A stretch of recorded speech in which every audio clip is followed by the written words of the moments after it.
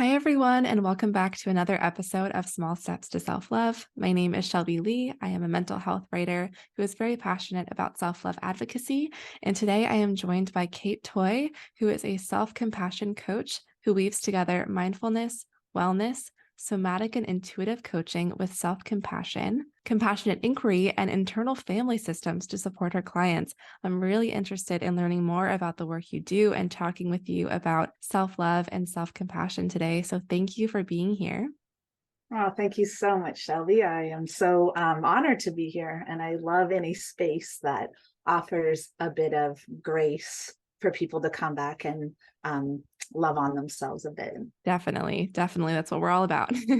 I would love to just let you take it away and tell us a little bit more about you and the work that you do. Great, thank you. So I am a self-compassion coach, and what that means to me is, as you shared, weaving all of those things together and coming and walking alongside people really, and reminding my clients. And I'm so fortunate. I get to work in workshops and I get to do presentations, which I absolutely love, and just offering a bit of a pause really, and to just let's get curious about what's going on inside. And let's get curious about maybe there's an internal dialogue here. Mm-hmm. How comfortable does this dialogue feel? How familiar does this feel? And then the somatic part is, let's connect with our bodies and let's see where we might feel that in our bodies, because our brain has this amazing way of maybe, it wasn't that big of a deal, or maybe they didn't really mean it when they said XYZ. Or it tells us this story that can feel so different than what we're feeling in our bodies. Mm-hmm. And so to give this shift into, if we can honor our beautiful minds and all that they do, and is it okay for our minds to just take a back seat for a minute and let's connect with, oh, I feel this tightness in my stomach. And how familiar does that tightness feel? Oh, I always feel this tightness when XYZ. Mm-hmm. Okay, so it's not really about what's happening in front of us if this feeling is so familiar. Right. That's so interesting. How did you get started in this work? Were you always passionate about self-compassion and self-love? Have you always been just wonderful about treating your own self with compassion? Or what does that journey look like for you? And how did you get into this work? It's a messy, non-linear, bumpy, uh, real human journey. Of course. I had a childhood that, well, we all have a childhood. And I started meditating around 11, 12, and meditation 100% saved my life. 100%. I know I wouldn't be here if I hadn't found meditation. And then 12 turned into 16, turned into other ways that you kind of abandon self and choose things that dull the pain, maybe make really not the best decisions, but in hindsight, you're doing the best that you could with what you had. Right. But at the time, I would say 16, 17, 18, I really loathed myself, like really. And I started backpacking, and I remember one of my great, like, I met this wonderful friend and we're still friends. And she was from Glasgow and we met in Australia.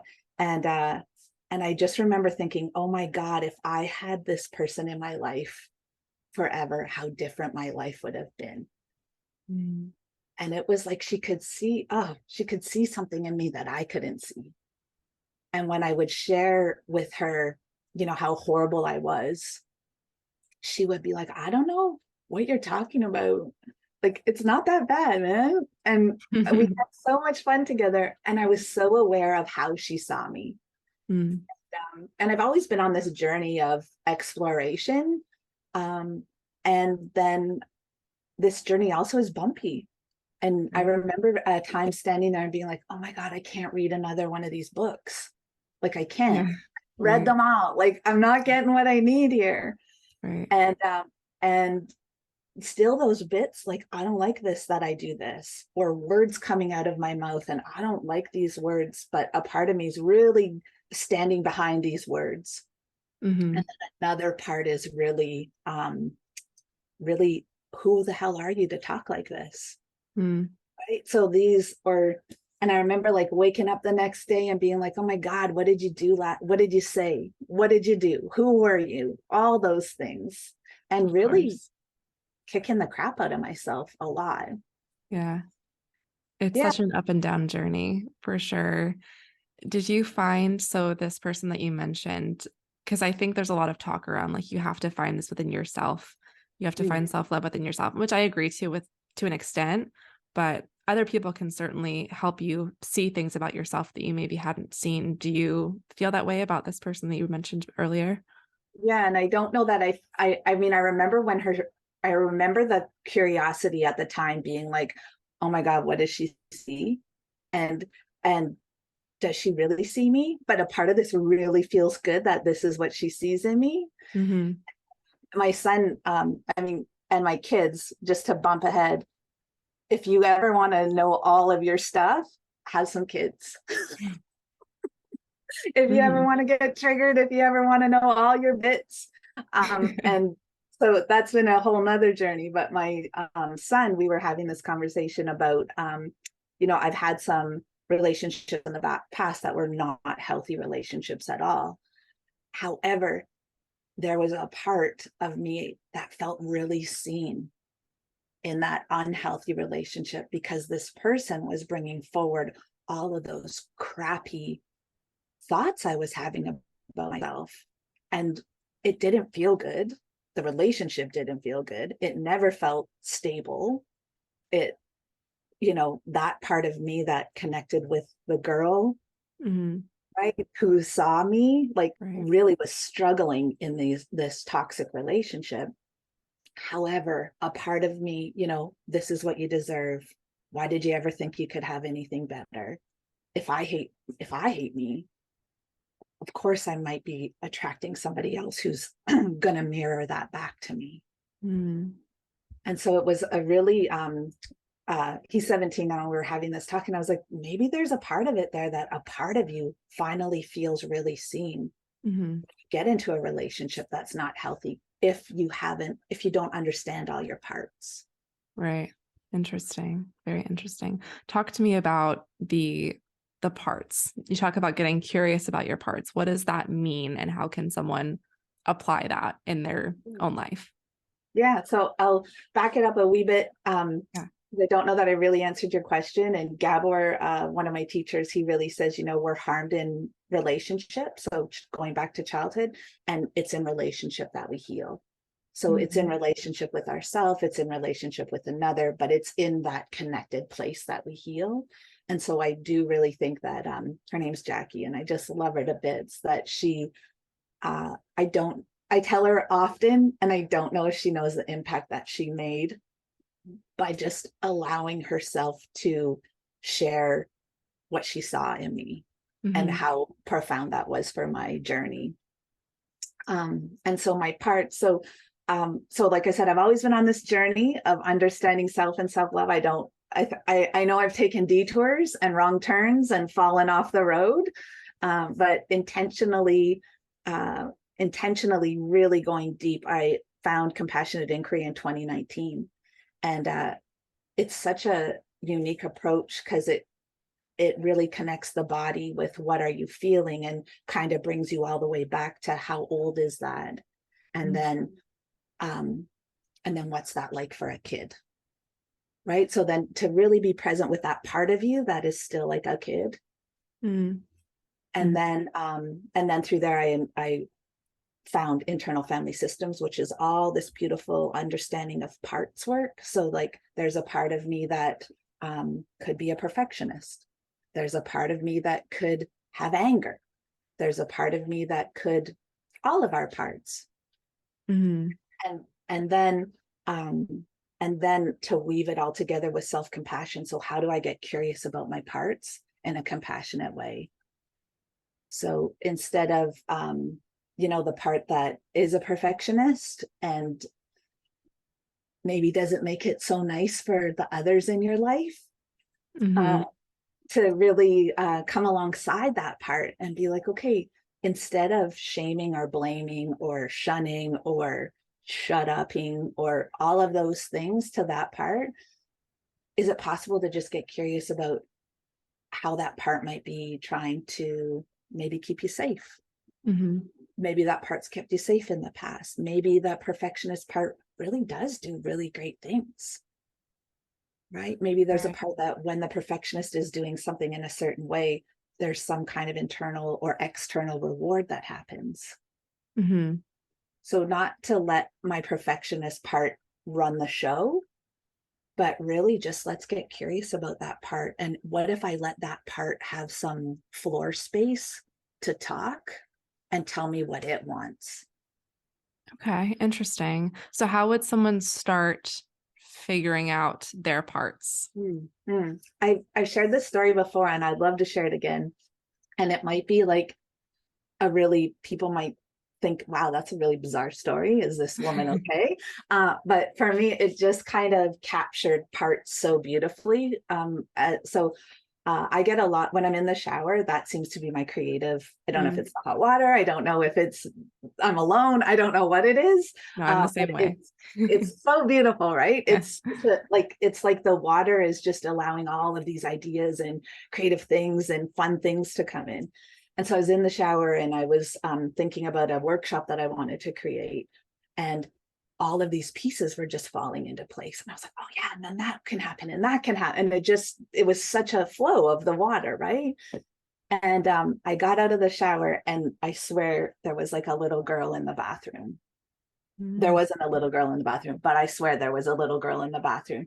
And and I don't know if I spoke to her or I don't, but she was definitely, I was aware of the presence of a little person. And was and I was beaming about this workshop that was going to come through. And she said, yeah, we'll show them. And how I interpret it was, we'll show them, which Mhm. are very different. Right. And I said, oh no, that isn't what this work is about at all. We're not about showing anybody anything. And I really kind of shamed her. Mm. And she and I really saw this like her shoulders slumped and her head dropped and she like turned away. And and I don't know why, but I got curious and I just said, I'm sorry, what did you mean? And she turned back around and she said, I tell this story often and it always chokes me up. She said, I just meant that if we can heal, we can show them how to heal. Oh, And I that's said, beautiful. oh my goodness, yes, yes. And that moment I had the realization, how many times does another part of me judge another Mhm. part of me and shame it or blame it when it's not what it meant at all? Mhm.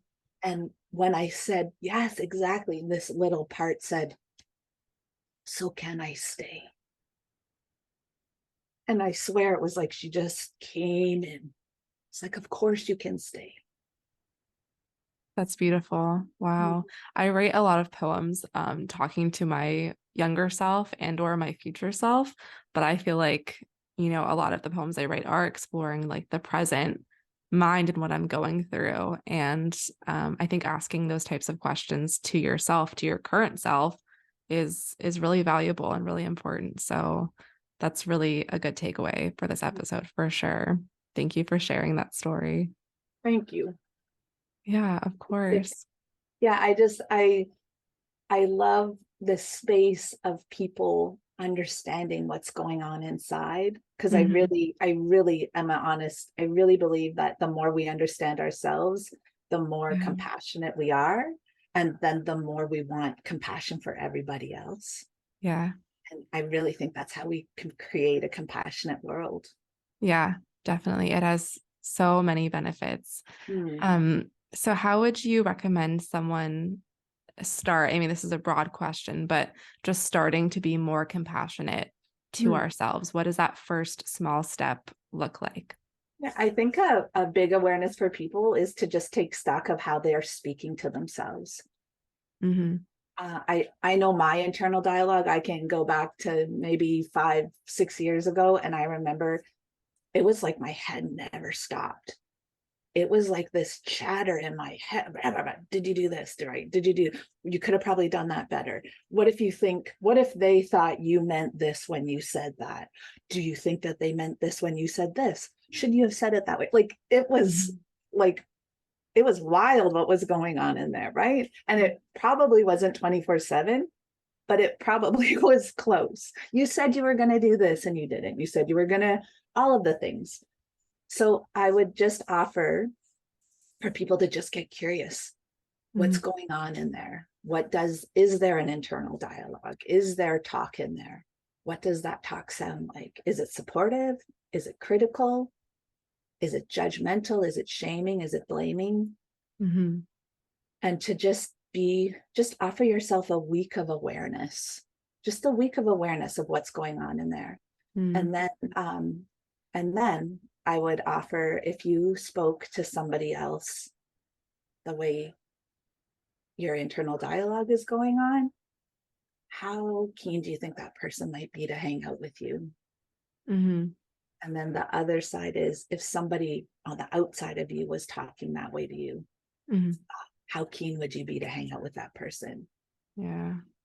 And not to judge yourself for the talk, because 100% I'm sure that talk kept you safe or served you or did something Right. um, for you at some time, but to just be curious about it Right. and then come alongside yourself and just see what it would be like to be a little bit softer. Yeah.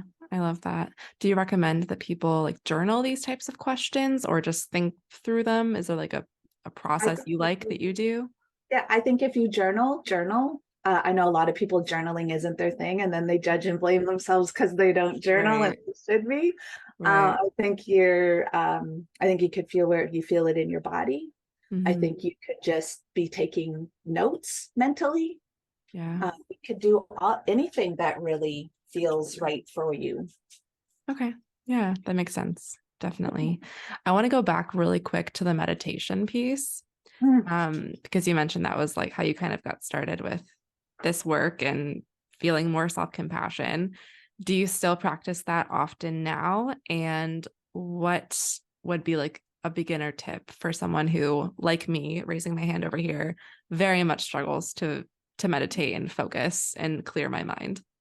Yeah, beautiful. Thank you. Because I do love meditation and I love sharing meditations. And when I work with people, it's so great that these guided meditations come in.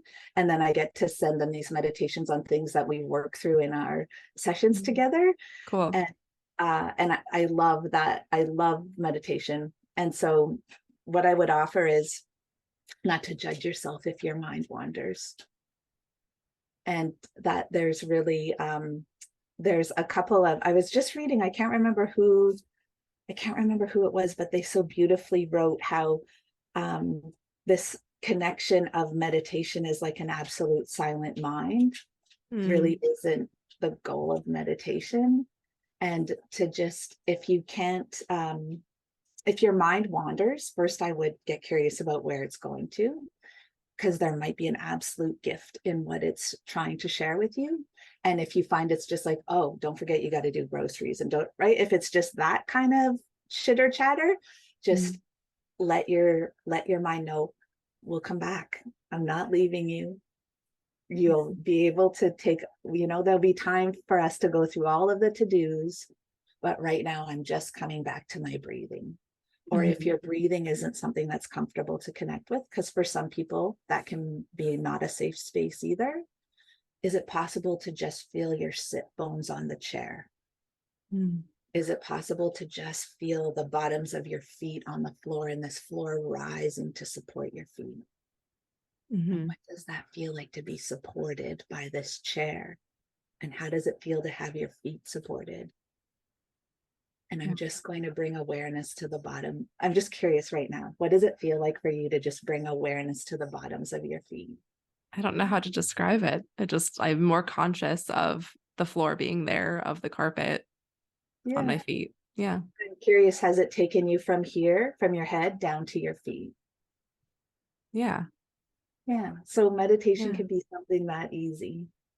Okay, interesting. Yeah, I always think of it as like you have to empty your mind almost and not think about anything. And I'm like, I don't know how to do that. That doesn't sound Right. possible. And I'd also offer your brain might go into total fear there. Like, what do you mean Yeah, empty me? I'm doing a good job here. Look at all the things that I do for you. Yeah. exactly. Yeah. No, I like that. I like that thought. I'm definitely going to practice that. Thank Beautiful. you. Yeah. Well, this was wonderful. Thank you so much for all of the guidance and the tips on practicing more self-compassion. I hope our listeners will take all of this away with them and try a little bit this week to be Mm. more compassionate toward themselves. Thank Where can people find you? I'd love to just close on where people can find you online or work with you. Great. Thank you so much, Shelby. And thank you for this opportunity. And I do also hope your listeners take away some things to be more compassionate with themselves. My website is katetoye.com. And you can find me on Facebook, Kate Toye Self Compassion, and also on Instagram, which I'm really never really on. I'm trying to tell myself that that's something I could do, and I'm working it. But if you can find me there too as well, Kate Toye Self Compassion. Perfect. I will link those in the description as well. Thank you so much for chatting with me today. This was lovely. Thank you so much, Shelby. So lovely to spend time with you, and I absolutely love what you're doing and gifting to the world. Thank you. And I hope everyone listening has a wonderful week filled with self compassion and self love. Thank you.